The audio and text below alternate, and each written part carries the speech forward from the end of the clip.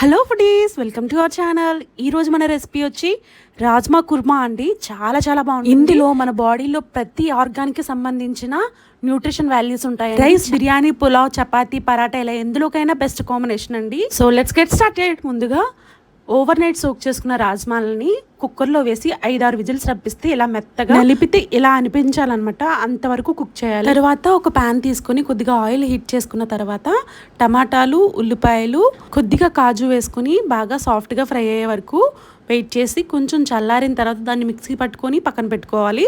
ఇప్పుడు అదే ప్యాన్లో కొద్దిగా ఆయిల్ హీట్ చేసుకుని దానిలో మిక్సీ పట్టుకున్న మిశ్రమాన్ని అంతా కూడా యాడ్ చేసి ఫ్రై చేయాలి.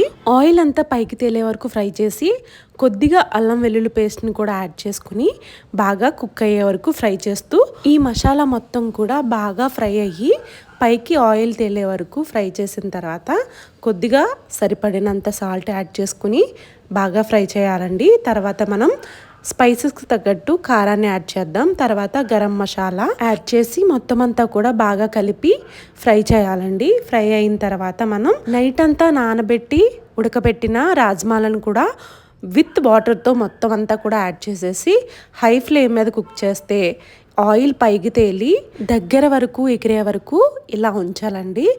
ఈ కర్రీ చపాతీలోకి కానీ, రాగి సంగటి, బిర్యానీ, పులావ్ ఇలా ఎందులోకైనా కూడా చాలా టేస్టీగా యమ్మీగా కుదురుతుందండి.